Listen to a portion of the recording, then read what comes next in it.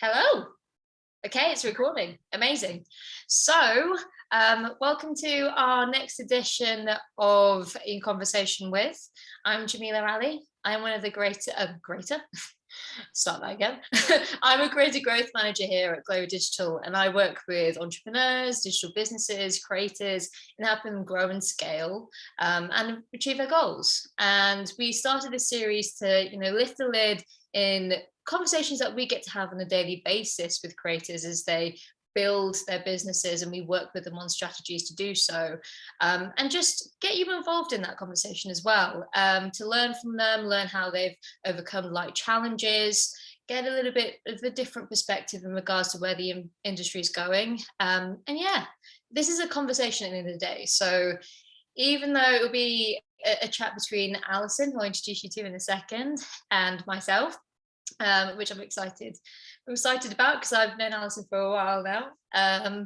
But we want you to get involved as well. So if you have any questions, drop them in the chat box, and we'll do a mini Q&A at the end. And also we've asked questions for questions on social as well, so we'll get to them too. But without further ado, Alison, do you want to say hello? Hi, everyone. My name's Alison Gary, and I am the person behind Wardrobe Oxygen. I've had a blog for 17 years next month, and I'm on all the almost all the social platforms as well. 17 years, Alison. 17 years. It is actually like a baby. It really is. It is. 17 years. For those who aren't familiar with Wardrobe Oxygen, I mean, how dare you? But if for those who aren't, do you mind giving a little bit of a backstory to that, how Wardrobe Oxygen started? All that time ago, 17 years ago. Long time ago, 7 years ago, Wardrobe Oxygen was built. I worked in retail for many years. Started in college and after college, primarily apparel. And during that time, I styled so many different women, different income levels, different ages, different sizes, different shapes. And I always had this dream of writing a book about what I learned styling all these women. But I was like, who is going to buy a style book from a 20-something who's now working in a cubicle in suburban Maryland? So I had a brand new job. I was hired for a specific government contract, and the contract hadn't been implemented yet. So they brought me early on to onboard me and get everything done so I could hit the ground running when the contract started. And they said, in the meantime, look busy. And I had seen something on the news talking, 2005, about this new blogging trend. And I thought, oh, that's a great way for me to look busy. I can type in Microsoft Word all day in my cubicle, email it to myself, and at night turn it into blog posts. And I could write that dream book of mine about giving fashion advice to women. And my blog started with a very catchy name, What Every Woman Needs in Her Wardrobe. And the URL was about as long as well, too. 17 years. Right. There's a lot of growth here. But within a year, I started getting brands sending me things for free, and I started making money off of it. I went on to, now let's show the age, MySpace, to crowdsource my friends to ask them, hey, I need a better name for my blog because this isn't cutting it. I didn't know that. Oh, God. We're going way back. And so one of my friends, my best friend, said, how about Wardrobe Oxygen? Because you breathe life into people's closets. And I was like, oh, that's good. And so I changed my name to Wardrobe Oxygen. And then in 2014, because I was coming up on my 10-year anniversary, I decided I needed to make this, instead of just being a random hobby, I needed to make this a real thing. And I merged my Blogspot blog to WordPress. And that's when I really took this business to the next level. And then end of 2017, I quit my day job, and I've been a full-time influencer blogger since. Thanks for the story. There's loads of stuff there. I was like, MySpace. I didn't know you crowdsourced your name through MySpace friends. Gosh, Yep. what a great friend you have, because that's such a good tagline, isn't it? Right?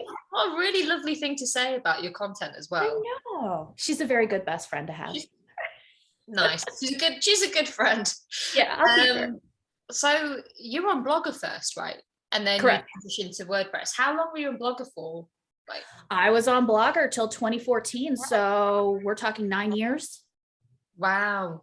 And before you decided to move to WordPress, what was Right. And I had already bought the domain. So I already had a redirect to wardrobeoxygen.com, but I still was on Blogger, and I really wanted to be able to have ads and have more control. And I had a friend who had a blog almost as long as mine, and she had something that Google decided they didn't like, and they shut down her blog. And that terrified me. And I was like, this is my baby. I've spent a decade on this. I need to own it. So I researched, and everyone said self-hosted on WordPress is the way to go. And so I did. And I had a friend who was a WordPress developer, and her company helped me move to WordPress. Wow. Okay. That kind of transitions into how I became part of ChloeDigital too. We'll uncap that story later. But she's got so much more like beneath the iceberg. I mean, just as a heads up, Alison and I have been working together for 4 years. 4 years. But you've been doing this for 17 years. So how were you monetizing your business back then, at the beginning? Because you mentioned working with brands or getting free stuff quite quickly.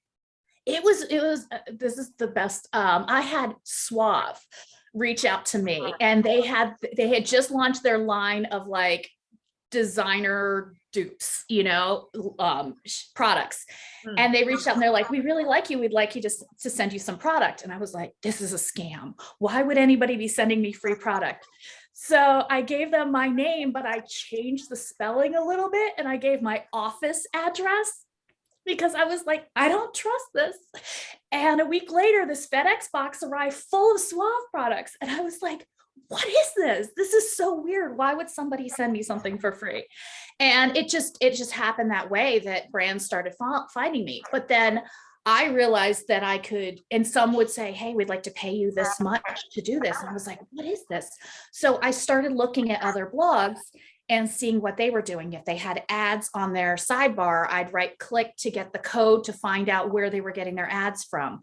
I joined BlogHer back then because I had, I did, Google ads. And then I read that some people said that BlogHer made more money. So I joined BlogHer, and I had BlogHer ads and started getting sponsor posts from BlogHer.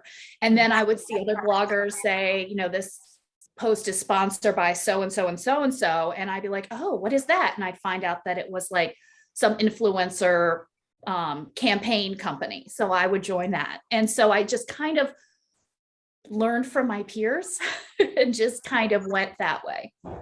So what came first? Was it the brand partnerships or the affiliate revenue or the ad revenue? Because you have quite diversified revenue streams for your business.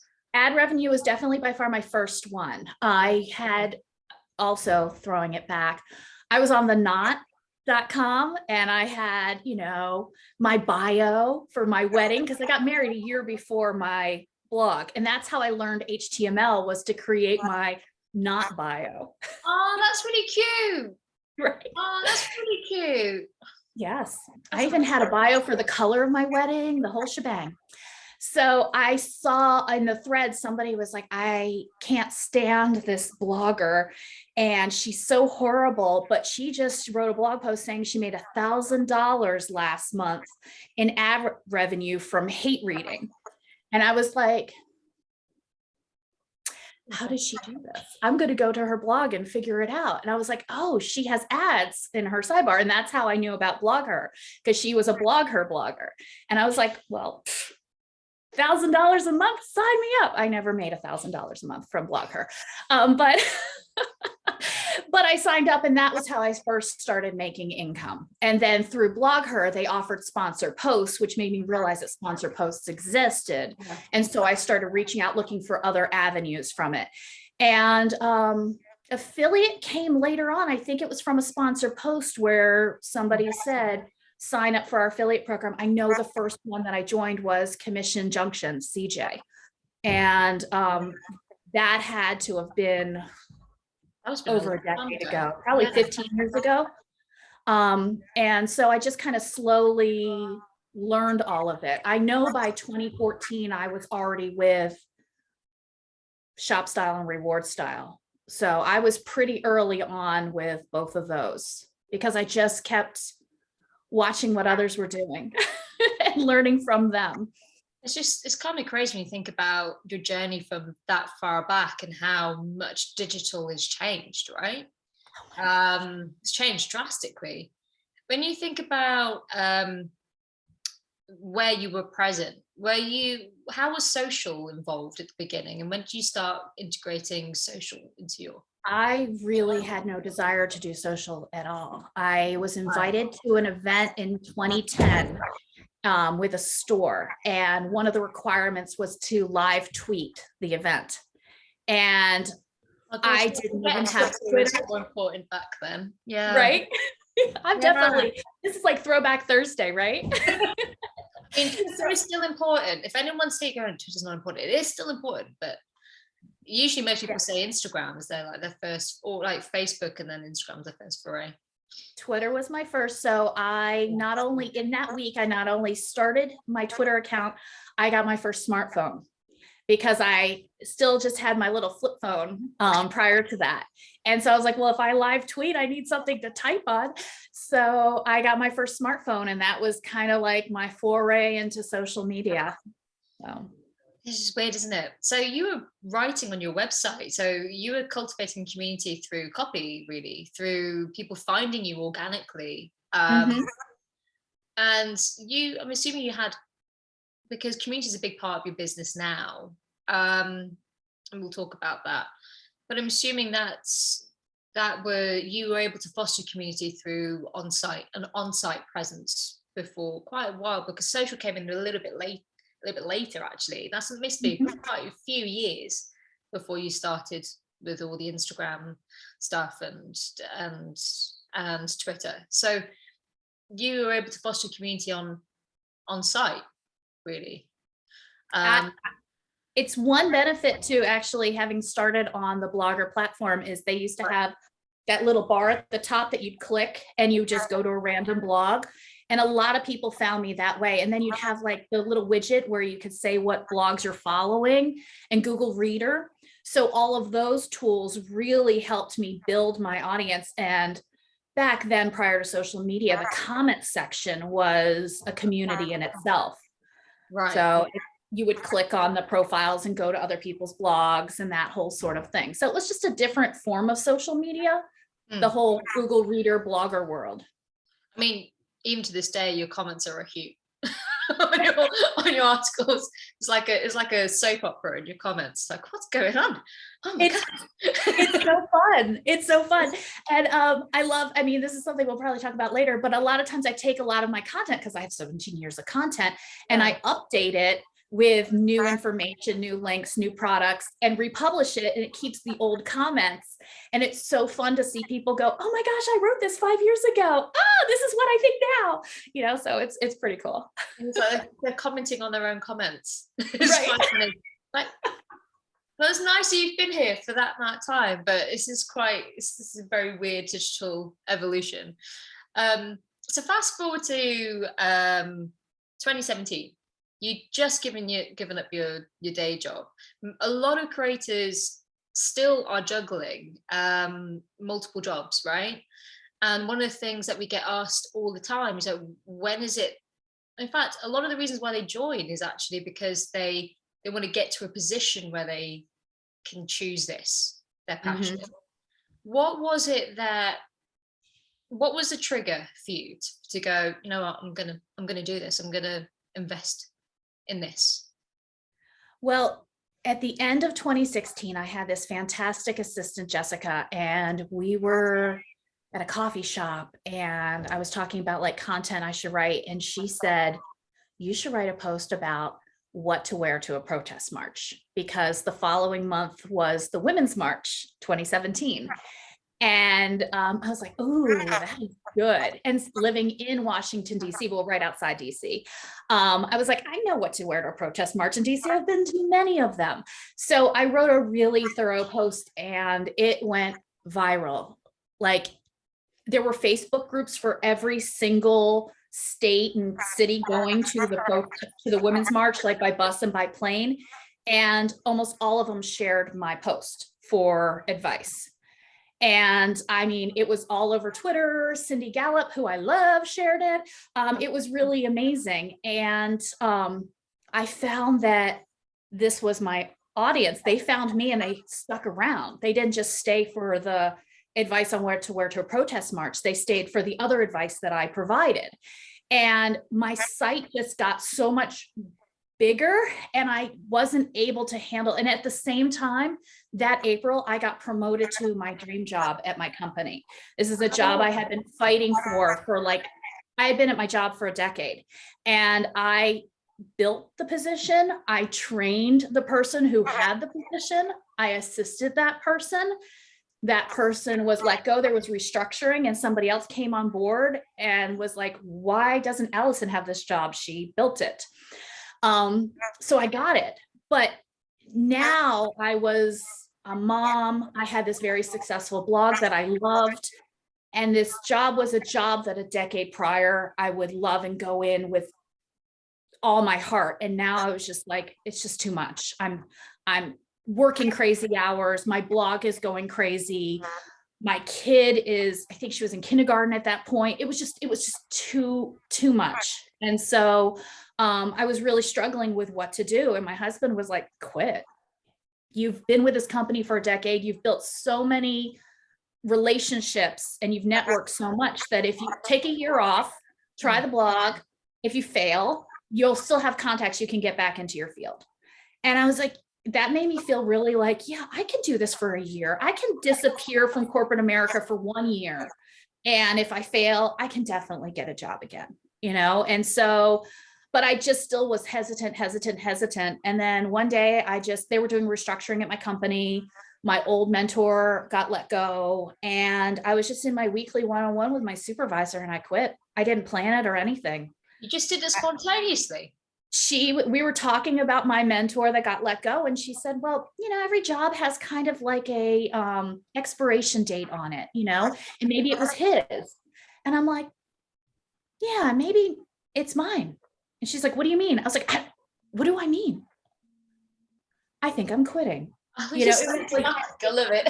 It was really like that, where it was just kind of like, okay, I'm going to do this. So, oh gosh, that's what I did. So you didn't necessarily overthink it. You went with, I mean, everyone needs a Carl in their life. We'll talk about Carl. He's like one of my favorite people on the planet. He's Alison's husband, a fashion extraordinaire. But anything, I digress. I mean, it does help when you have someone like nudging you to take that leap, right? Especially in this business where you're quite alone a lot of the time, right? In what you do. And you felt it was just a spontaneous gut feeling, and you went, no, I'm gonna do what I'm passionate about. I had been thinking about it since my 10-year anniversary with my blog. And I was thinking, you know, once I'm making as much as I made at my day job, and I hit that. Okay, well, if I make this plus, if it covers everything that would be for insurance and this and that, then I'll quit my job. And then I did. Well, what if I do this? Like I had all these goals and I kept meeting them and I still didn't feel secure enough. So it had been a few years of me being like, this is what I'm going to do. And then just always feeling like I wasn't ready. And so it's just kind of like jumping off a cliff, you know, on vacation, you know, where everyone else is jumping off and you see that they jump off and they're safe in the water, but you're like, I'm going to be the one that's going to, like, the wind's going to blow and slam me back into the wall of the face of the cliff or something. It's not going to work for me. And I was just like, I'm just going to do it. So that knowing that I had built enough of a relationship that I had a year to like fall back on and then I could come back. That I think was the thing that made me go, I can do this. I can disappear for 1 year, longer than that, I probably wouldn't be relevant anymore. But 1 year, I could still stay in my field. So you needed that safety net, Right. that in your head, and Carl to go do it. Yeah. I mean, do you regret not doing it earlier? No, I Why? don't. Well, I know I'm asking weird questions. it's hard because I really loved my job. I really loved who I worked with. Yeah. I really had built up like a really great rapport and relationship with my clients, with my coworkers, that kind of thing.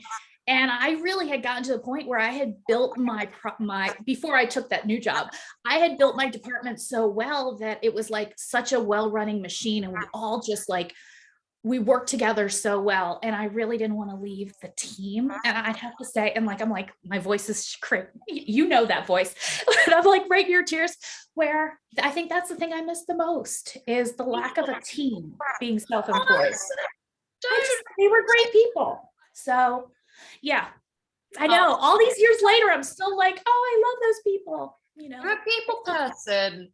Yeah. No, fair enough. I get that. I mean, so you had that period then. I wish I could give you a hug or a nap. I cry in all of our meetings. That's why I call you my blog therapist.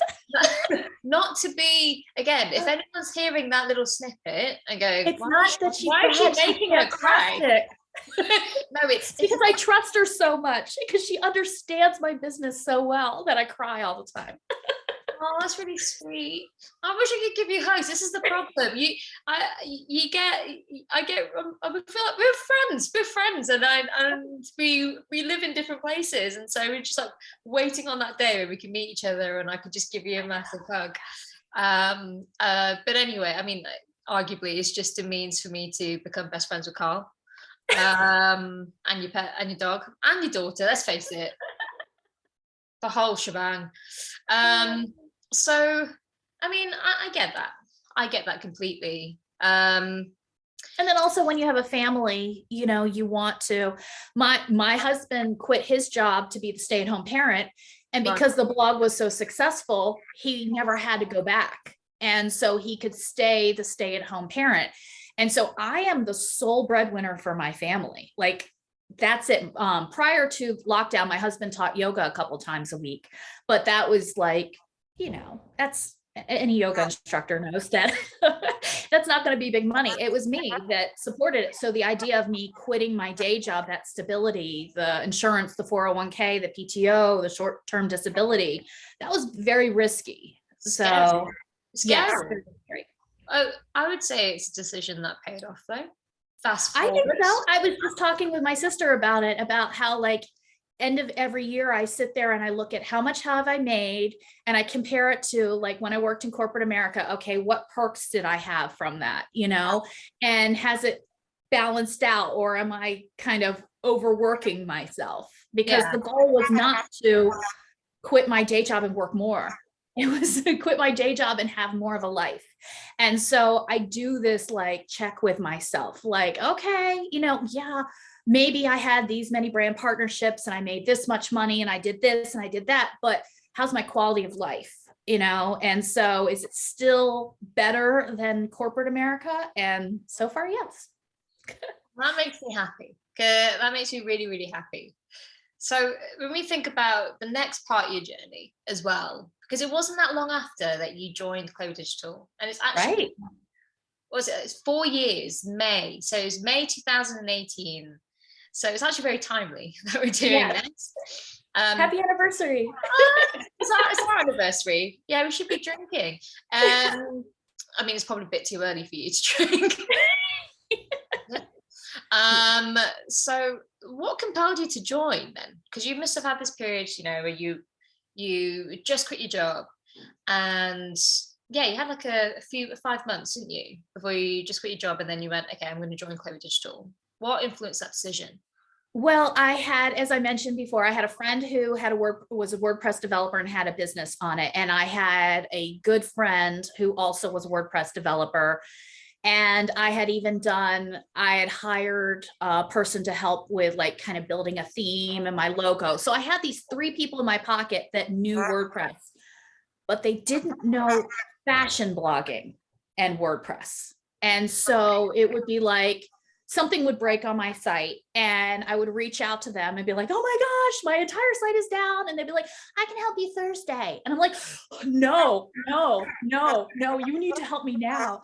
Or they would say, well, the problem is that your site is just too heavy. You have, over a decade's worth of these really large images, and maybe got like about 300 of your old posts. And I'm like, no, I can't do that. They're like, have fewer photos. And I'm like, I can't have fewer photos. I'm a fashion blogger. Like these types of things just drove me crazy. And then I shared with you that I was friends with Beth at Style at a Certain Age. And I believe she reached out to me and said, do you know what ChloeDigital is? I saw at the bottom, the footer of a blog that I really like. And I was like, no, I don't. And we were like researching what's ChloeDigital. And because we were both having, WordPress issues, and we just wanted somebody who understood our business to help us versus just some random WordPress developer. And so Beth said, I'll try it out. I'll let you know what it is. And I don't even think it was a month that she was like, okay, this is great. So I was like, okay, I'll join too. So it didn't take long at all. Yeah. Because you and Beth joined around a similar time. So, and that kind of started your journey it started our relationship, because as part of the VIP membership was now called Grow Mode, is that not only did you get the tech support, which I'm assuming, and actually I'm just going to ask, was that the main, when you think about the challenges that you needed support with, what were they specifically? Do you remember? I just found that, with Blogger, I knew HTML and it was HTML based. So I could do little things, but once you go to WordPress, it's CSS, and I did not know CSS. And I really didn't want to invest time in figuring it out. That just didn't seem beneficial to my business when I could hire somebody who would know it way better than me self-teaching myself. That was the biggest thing, where it would be like a plugin would not play nice with something else and something would break, or my site would be so slow, or I would suddenly have 6,000 spam comments in like 1 hour, or I'd get an attack or something of that sort, things that I just didn't know how to handle.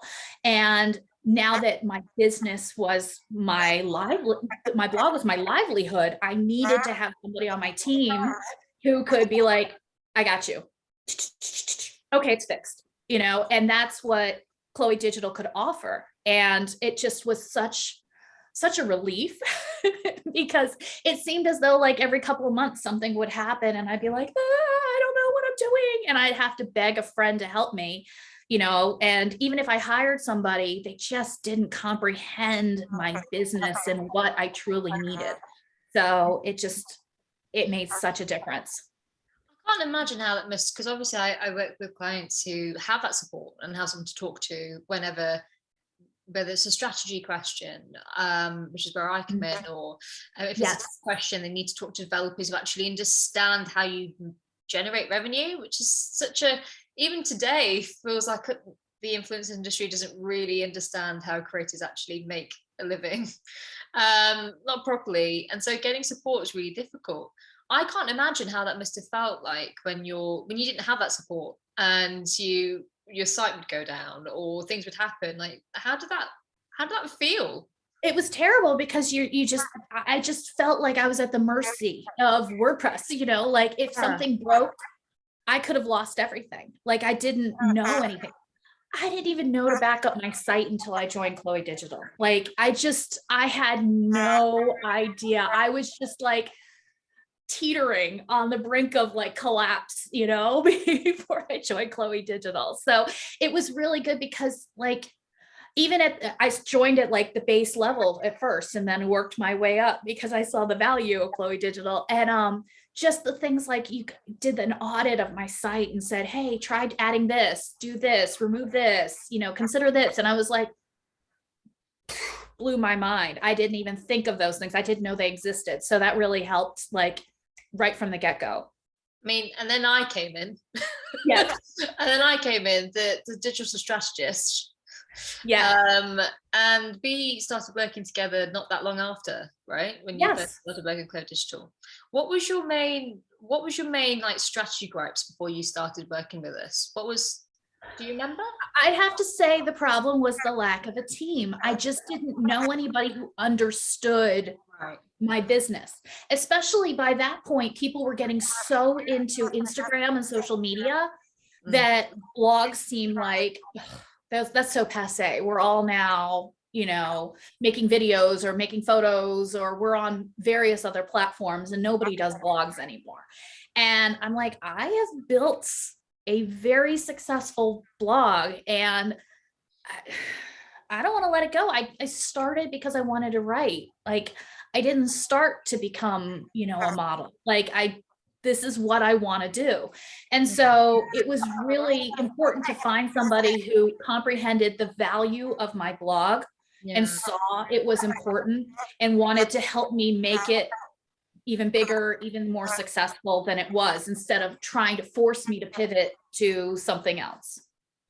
Right. And I think that you've hit the nail on the head of a really, really difficult situation that a lot of creators have to deal with. There's a lot of external forces telling you that you need to do this and you need to do that, and that this is what an influencer business looks like. When, because we're in a privileged position, we get to work with people like yourself alongside people who do make a lot of money on Instagram. You realize, actually, no, these are people who make the same amount of money, actually, but they've got very different businesses. So let's talk about that. So you and I started working, 4 years together. I think one of the first things you said to me was like, I need to improve my brand partnerships. I want more brand partnerships. I need to build more scalability into my business. How times have changed, Alison. How times have changed. I think about our last talk. I know. But that's a testament as well to how tumultuous it is, the landscape that you're working. You're not working in silo. No. And so let's talk about that. Like, how have you grown your business since you started working with us in the past 4 years? Well, I have to say that 2018, which was my first full year being a full-time influencer, I was like, okay, well, the only way for me to succeed is brand partnerships. Yeah. I need to get those sponsor posts. I need to up my Instagram. I need to do this. I need to do that. And so I was like, help me build all these brand partnerships. And I hustled and I worked hard and You hustled. I hustled in 2018 and I made great money. And I hated it. And since then, I've been scaling back my brand partnerships and focusing again back on what brought me to you and got me to where I am right now, which is my blog, and focusing on ad revenue, affiliate revenue, building my community, building trust, therefore, being seen as more of an authority by Google and being seen more as authority by other websites so that they link to me. Like, that's been my focus, and it's making the job far more enjoyable. It feels a lot more like old school blogging, working on the community, for my site. And I really like focusing on ad revenue and affiliate because it's like measurable success for me, instead of like, cool, I got this really great brand and they're paying me this money. Instead, it's like, cool, I wrote about this product that I believe in and my audience does too, so there I'm just like, this is what I want to do. I want to give them what is great, but is also what I love, versus I'm going to give a brand what they think is great. So that's kind of where I am right now. And I get to write, and I love to write. You're a great writer. Thank you. Just out of interest, how have you grown your community then? I've done it in a few different ways, but I'd have to say the most successful way is a couple years ago, 2 years ago, maybe, I created a Facebook group. Right. And I keep that community like a community. I don't do a lot of selling in there.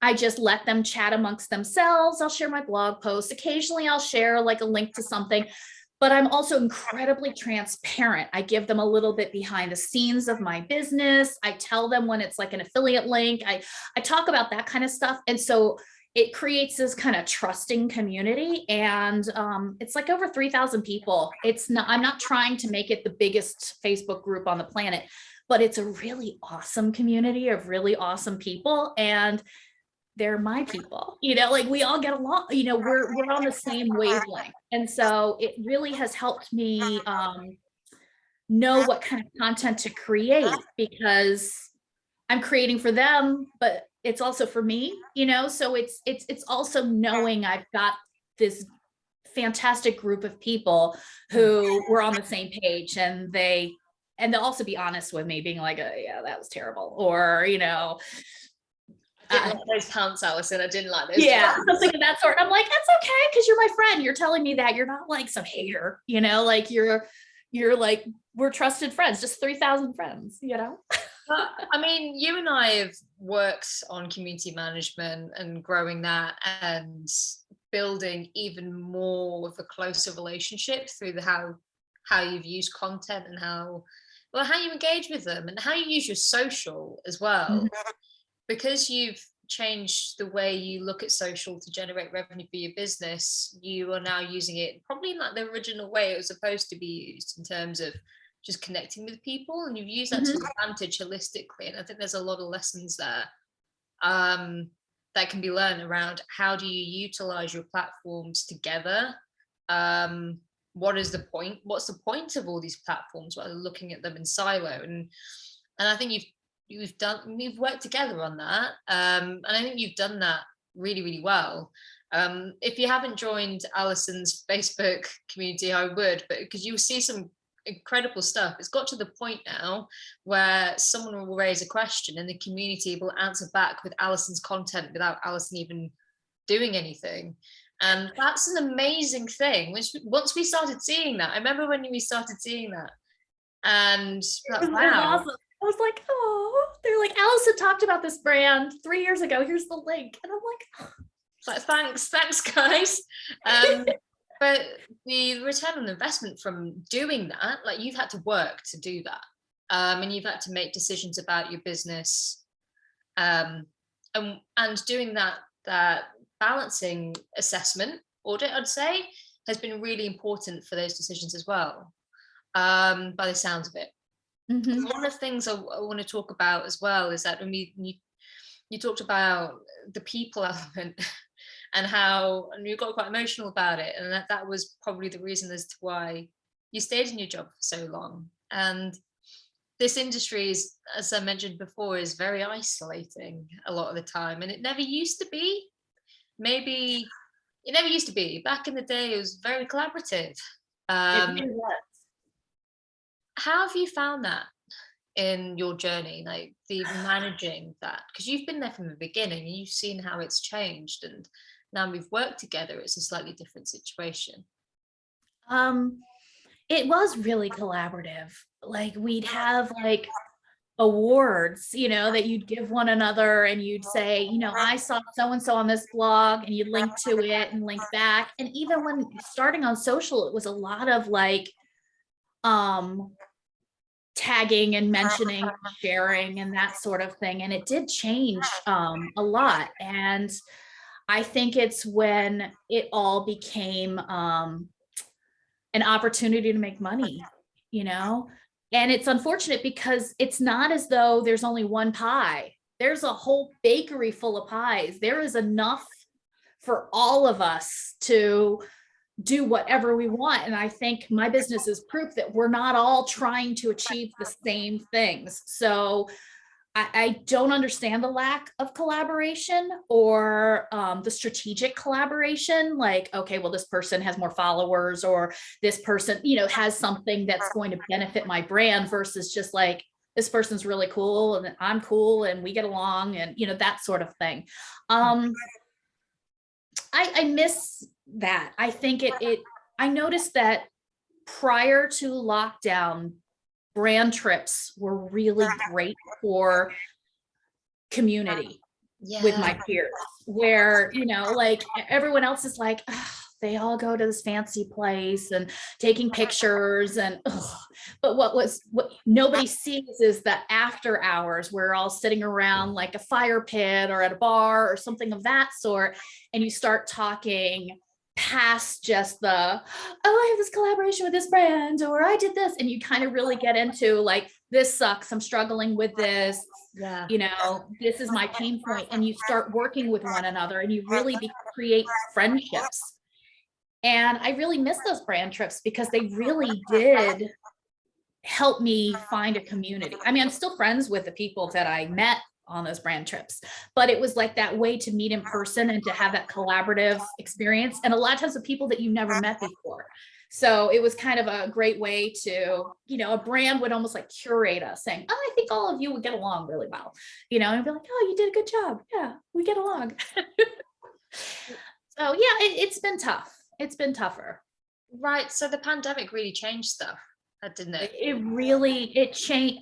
The combination of the pandemic and TikTok, those happening kind of like at the same time, really changed me. You know, I'm going to want your opinion on this. Go on. What do you mean by the? It just changed it completely. I think of like brands that I've worked with for years suddenly are just like, oh yeah, we're not doing partnerships right now anywhere except TikTok. I'm like, really?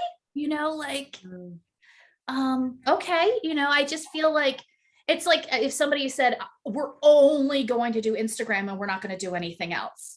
And you don't see a lot of brands choosing that because they're like, well, we know there's other platforms, you know, like we're going to do other things. But TikTok really kind of blew up at exactly the same time that we were all locked down. So it changed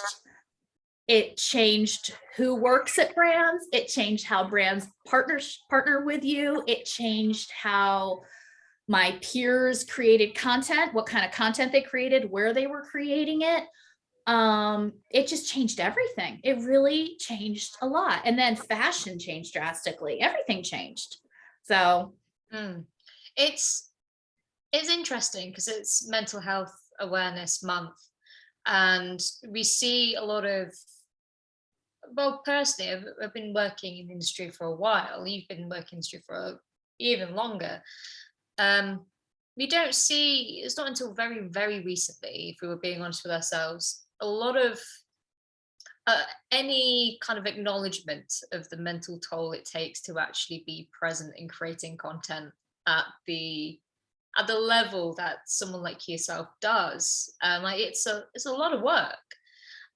There's so many fruits of your labor, as we talked about, and it's interesting. There's a very, very large influencer agency, who's been looking into the mental health toll in regards to the creative industry. And one of the things the CEO mentioned was, I'm starting to very recently, I'm starting to see people actually turn their backs on Instagram, say, I don't want to do Instagram anymore. In reality, I mean, that conversation was happening 4 or 5 years ago. What do you think is triggering a lot of that now? I think that it's so funny because while you were talking, I was thinking about in 2014, I always thought that was like the most mentally the hardest year I ever had blogging. That was a year that I shattered the radius in my dominant hand. And I was in casts and surgery and all kinds of things for the entire year. And at the same time, I was being kind of raked over the coals on a very popular snark site. And they were attacking everything. And so, you know, I'm on short-term disability, lying on my couch. I can't do anything but scroll with my left hand. And I'm just scrolling through it, reading it over and over again, like definitely a bad place in life. Yeah. And I was like, that was like the worst year, you know, but I got through it. Now I'm going to be fine. And then the whole time during lockdown and the change, how quickly the influencer sphere changed, I think has been harder than that year. Really? So Wow. I really do. I think it's just because we have such a short attention span now. We want content. You used to be able to just post on Instagram like once a week, write a blog post whenever you felt like it. Now it's like you need to have a schedule, you need to have a strategy, you need to have a niche, you need to have a series, you need to have a this and the that and the planning and coordinating. And previously I'd have an editorial calendar, and I was terrible with maintaining it. Like a lot of times I would, maybe look at it, I'd write things at 9 o'clock at night and post it then, like I didn't care. And it was fine. It worked great. And now it's like we live in this world where it's like, I must have my newsletter at 11 a.m., because that's what time it comes. I am going to, I'm going to get to work at 9. I'm going to get my coffee at 9:15. I'm going to get on Instagram. I'm going to scroll. And I'm like, okay, so I need to know that this is what my audience is doing. So I'm going to strategize, and I'm going to schedule, and I'm going to plan, and I'm going to this, and I'm going to that. And then the algorithm, and we got to figure out the algorithm. And now we got to get into video, and we got to do all these things. And I'm just like, oh, it's a lot. It is a lot. And when you leave, a lot of people leave their jobs to become an influencer because they want a higher quality of life. But then the influencer world is changing so rapidly and expecting so much more. You kind of wonder, am I getting that quality of life? And that's why this year I've said to you, I don't want to do brand partnerships anymore. Well, I'll do some with brands that I truly love. Yeah. But I'm not going to try to keep seeking them out. I'm going to focus on my site, my content, what I can control, so that I can take back my life and truly connect with my community instead of like trying to chase numbers. It seems like just from listening to you there, I mean, obviously I've been on this journey with you. But it seems like you feel empowered now to actually put your own mental health at the forefront of your business, and actually carve out a business that actually puts your passion at the forefront again. And feeling empowered to do so. And that's been an interesting journey to go on with you in terms of strategizing, how you're going to do that. Because obviously there's a lot of third parties, a lot of external influences who are going to affect. We are hardwired, right? To go, oh, am I doing the right thing because everyone else is doing this? But what I do find, and I really do think that there's a lot of people who feel the same way that you do. I would say probably based on what you're saying, there's a lot of the triggers was maybe the straw on the camel's back was you've got to do short form multimedia. You've got to do short form multimedia, and that's the only thing you can do. And that there was no chill in that. That happened overnight, pretty much, didn't it? And it's like, okay, there's a reason why a lot of people haven't created video content until now. It's because it just doesn't resonate with them, and doesn't resonate with their audience. And at what point does that matter for your business? Mm-hmm. You have to make a decision, right? It seems like I was really happy when you came to the show going, Jamila, I want to re-strategize like that. How can I build a business around things that I'm passionate about and not feel guilty about not doing certain things? And I just want to thank you because you gave me the confidence to do it. You really did. And you can don't really cry. Stop it. It's just a love fest. Because you talk to anybody else and they're like, oh no, you have to do this, you have to do this. And you were like, okay, we can do this, like, let's switch up the strategy. So, and we did, and I'm doing great, like when I feel like doing a reel, I'll throw a reel up there, when I feel like doing Instagram, I'll do one, whatever. And yet my business is just growing. So you've helped me realize that I don't need to be on the hamster wheel to achieve success. That makes me really happy. Because I think the past few years is a testament to carving out. You were doing that already, right? And it's just nice to know that there are options. There are options there, and you don't have to do what third parties are telling you that you have to do in regards to generate revenue, especially when you start realizing they don't actually know how I generate revenue for my business in the first place, right? So tell me about that. And so before we go into questions, I want to talk about your growth. So like, how much have you grown since, and working with us, and then the past couple of years as well? Have you? Do you want numbers? Go on, hit me with the numbers. I wrote numbers. Okay. In 2018, which was the year that we started working together, and I hustled. I made, and this is just money, not including products or anything like that. I made 150,000. So the following year, where I started going, this is ridiculous, I don't want to do this anymore, I made 185. And then 2020, which we all know sucked, right? And we all had to like pivot like crazy and pivot again and pivot again. I made 200. So, and then last year I made a little over 300. So, and this year I am already 25% higher than I was this time last year. Okay, I was gonna high five you, and let's be like high fiving you. That's a team effort. Woohoo!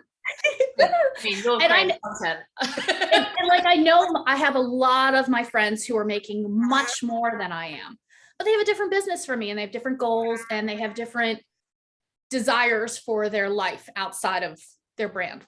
So I'm really happy with what I've accomplished. I'm really happy. I love it. I love it when people smash their goals, and it just makes me so excited, because I just want more and more people to realize that there are alternatives to how they run their business, and you don't need to sacrifice this or this Yeah. to do it. So yeah, that's amazing. Thanks for sharing that with us, Alison. My pleasure. I feel I'm not gonna lie, I'm taking credit for it. I feel very, very proud of myself. You definitely, you should take some credit for this. Yes, for sure. Okay, so I mean, I could chat to you for ages, Alison, as you know. And this is often our monthly catch-ups, just nattering away, going, have you seen this on Instagram? Have you seen this? Have you seen this? But anywho, if it's not about that, then it's about politics. We always talk about politics. But anyway, I want to jump into some questions that people have sent forward to, pick your brains and learn about your journey. So let me just get these questions up. Okay, so let's have a look. Okay, so where do you see the future of the creator economy, Alison, from your perspective? Oh my gosh, I have no idea, considering the past 2 years have had more change than the 15 years that I was in it prior. I really have no idea. I think of like things like, remember how everyone was like, you have to be on Clubhouse? Yes. Like, it's just little things like that where we're like, my favorite is, I was at an event,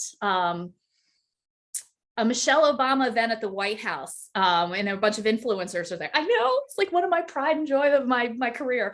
And one of my friends, Jessica, was like, you need to get on Snapchat, Alison. You have to get on there. And I was like, I don't want to do another platform. And she's like, no, you really need to get on Snapchat. I was like, fine, I'll get on Snapchat. And a week later, stories happened on Instagram. So like, it just, things just changed so fast that I have no idea what the future holds.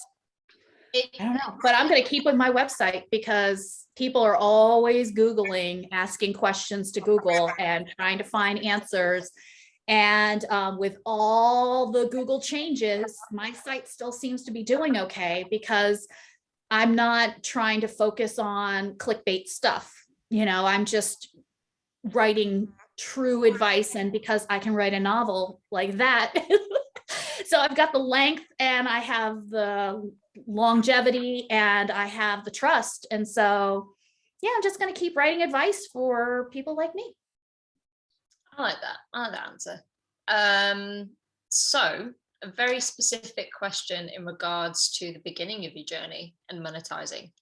At what point did you go from accepting gift? Let me rephrase it. When do you know when to accept a gift versus to establish pricing for your work? That is a good question. I have learned, don't ever think that you can gift and transition into pay with a brand. You need to accept gifts because they're things that you truly want, or because you say to them, can I be completely honest with my audience about this item? You know, so then you can like write a very honest review, you know, like I only gift if it's something I would pay my own money for, you know, like even if it's something, it might be something new I never heard of before, but gifting is still collaborating, you know, like, and so I don't accept stuff from a lot of people because then they expect a lot from me. And if I want to create a relationship with them, I've kind of learned that if you start gifting at the beginning, you're going to be stuck in that situation. Right. So just want to spark, can I just say we're on the same page, but spark noting what you say, like gifting from strategic people that you would naturally vibe with anyway, but without any kind of solid deliverables in terms of contracts. So correct. So you're I will never guarantee anything in exchange for a gift. Right. So it's almost like a power play thing. You've got to establish power at the beginning. Yeah, I'm like, you can gift it to me, and if I like it, I may provide an unboxing or a mention on stories. If I use it, I may mention it in one of my recap posts with other products. If I enjoy it, I may wear it and post it on social, but I'm not going to commit to anything. I have a sub question from me. What do you do after that? So say if you like a product, you've put it in a piece of content authentically, and you're like, okay, I could work with this brand. How would you approach them? I go back to them and I'm like, here's my link. Here's some metrics. Here's some stuff. I just want to let you know, I really, really liked it. You've been great. My audience has been really receptive, and I'd really like to work together again. So that kind of thing. So I kind of like, you flirt back. It's like dating, you know, working with brands is definitely like dating.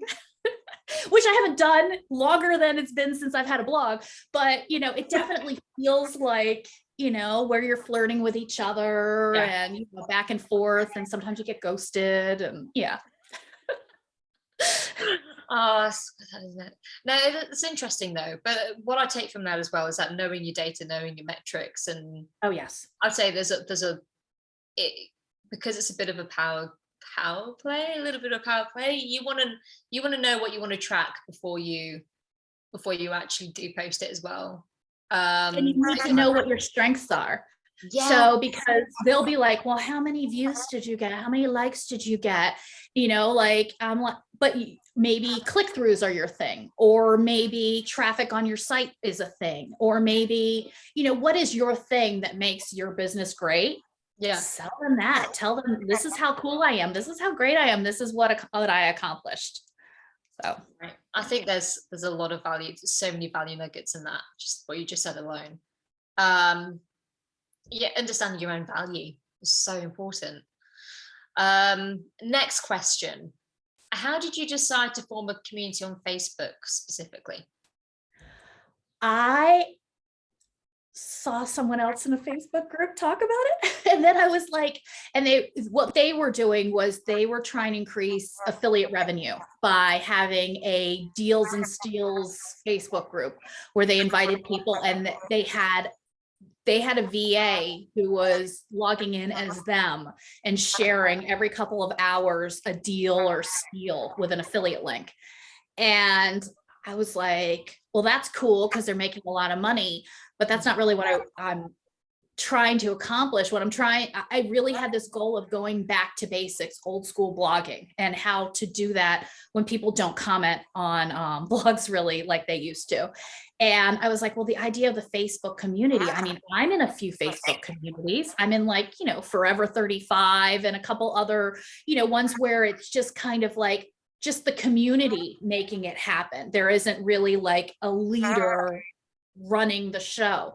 And I was like, I want that. I want my audience to realize they're not alone, that there are other people who have like the same clothes, maybe have the same shape, have the same lifestyle or the same age, that kind of thing. So they could all kind of hang out together. And so that's why I started the group. And it kind of started slow, but then when I realized how awesome it is, that's when I started mentioning it a lot more. And I mentioned it mostly on my site because I figured that was the community that wanted to go there. I didn't really feel like the Instagram people want to go to Facebook, if they did, they'd be there anyway, but the blog people were the ones who may not realize that there's this additional community of like-minded folk.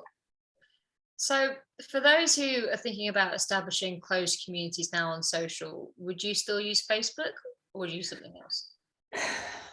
I know it's an annoying question.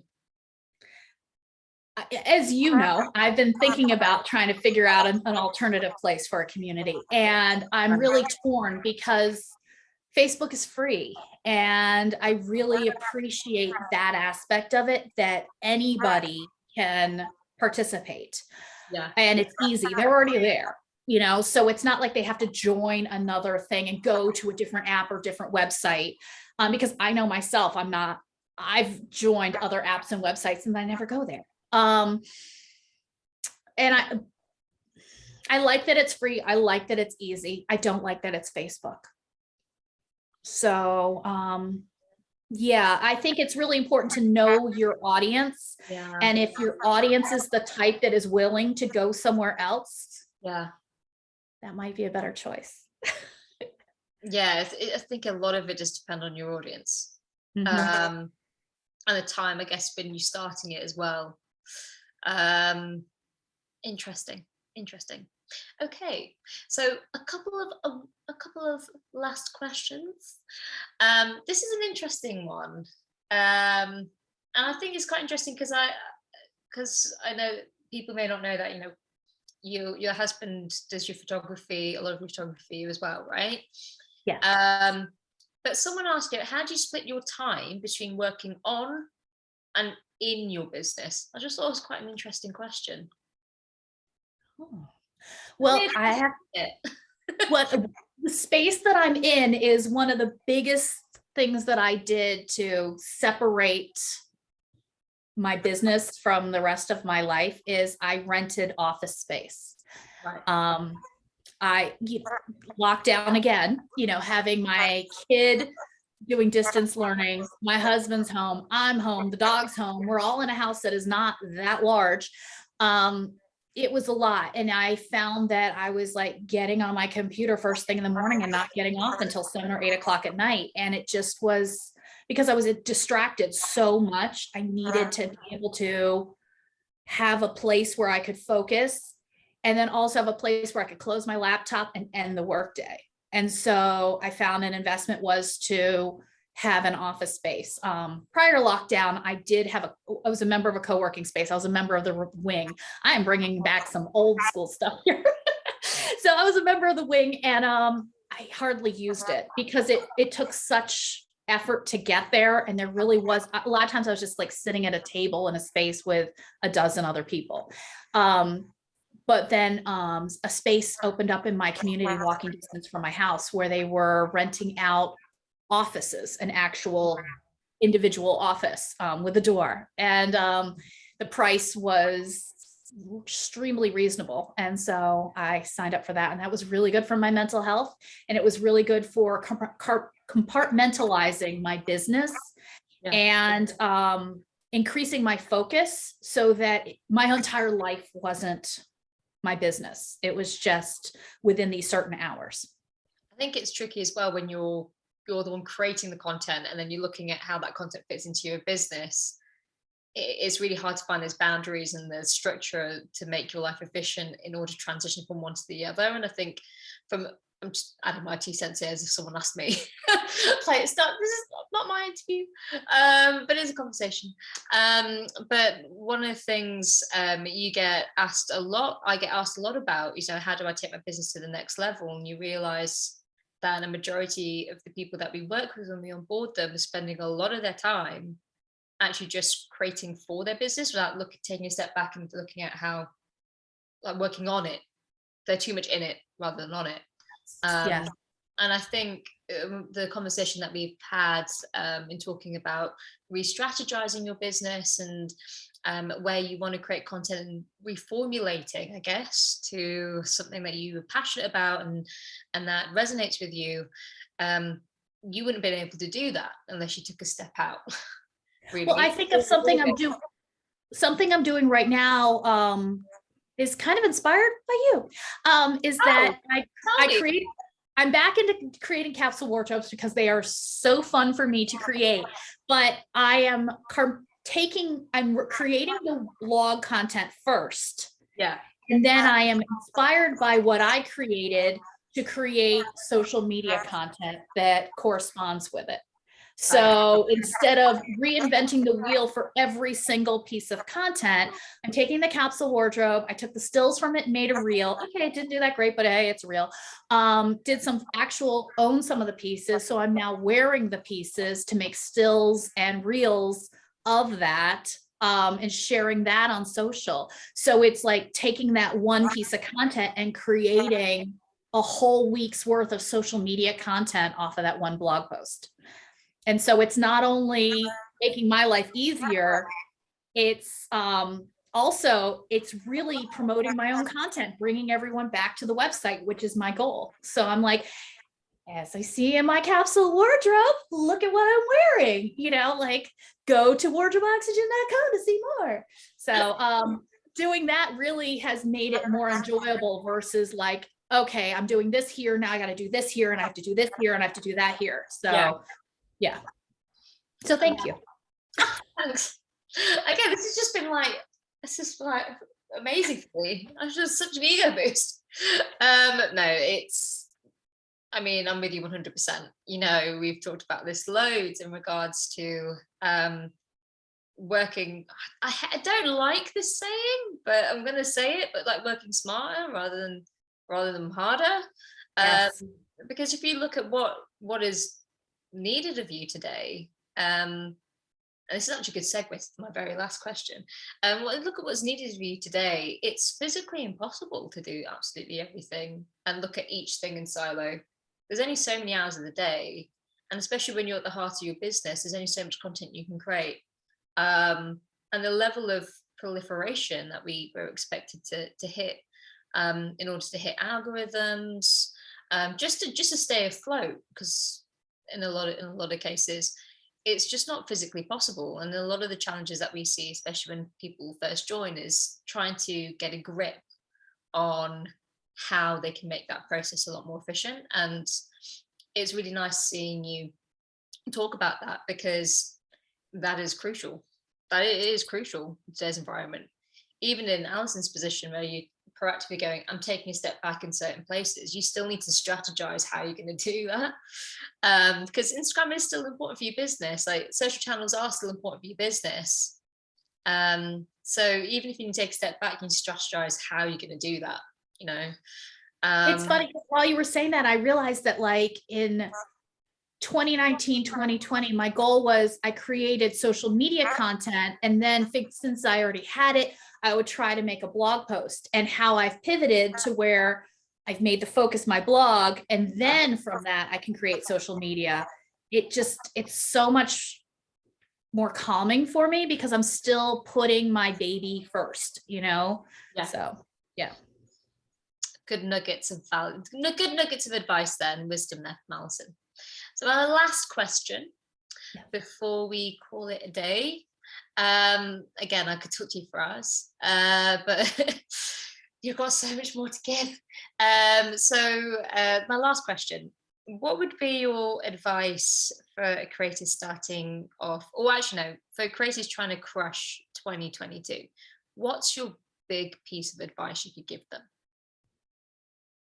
Have your own space. Don't rely on Meta or Google or TikTok to be your home, because you're renting, you're not owning property. So own your own property, because as things change, brought up all these old platforms, that I'm not using anymore. that can happen. And as we see, the algorithms are constantly changing, the expectations are changing, the trends are changing. So if you have one place that is yours, then you can always bring everybody back to your home base, and then you don't lose everything, and you're not constantly trying to change to keep up. Good advice, Nugget Alison. I approve. I approve of this message. Okay, so thanks for joining us today, Alison. Look, if you don't follow Wardrobe Oxygen, I don't know what you're doing. As I said, if it's not for Alison's content, it needs to be for Carl's outfits, because they're pretty amazing. And I was saying if I had one goal, this is so this poor guy's gonna think I'm obsessed with him. Really, no, he already knows I'm obsessed with him. He loves you too. Yeah, he puts up with me. I'm like, when are you starting your Instagram? But I remember we were talking about goals, end of year goals in last year, and I think I actually slipped. One of the ones I slipped in was Carl needs his own digital platform, and I'm ready. I'm ready when he needs help. He needs his own presence. And I've already got it mapped out. I was saying to you earlier, I've got loads of content plans and ideas, and like, I know his brand. I know exactly who's going to partner with and how. It's like I've mapped it all out. It's ready. I'll let him know. Just let him know. I'm waiting. ChloeDigital's waiting. But yeah, if you don't follow Wardrobe Oxygen, I 100% recommend that you do. I mean, I love your content, and I mean it. I mean it. I mean, I have to look at a lot of content, so I know. I bet you do. But anywho, thank you so much for joining us today. So thank you. Well, have you anytime. Now, join us next week, or just a little bit longer than a week. I think on the 30th of May. But you can check the invites just to be sure, but I believe it's 30th May. We've got another creator sharing their story and their journey with us as well, Elise from What the Fab. Great domain name. He's going to be sharing a little bit how her journey has evolved, her business has evolved, and the journey with us as well in enabling that. But you can tune in, you get the links. But if you wanted to watch this again, it will be recorded. You're going to get the link. Alison has dropped some significant value bombs, so I would 100% recommend that you do have a little replay. And no, I didn't tell Alison to say half the stuff. She's just dropping it. I'm like, yes. I'm a proud growth manager right now. So yeah, you're going to get the recording. So if you wanted to replay, then you'll get it soon. But if you have any questions, anything, drop us a line. Until then, we'll see you next time. So bye. Thank you.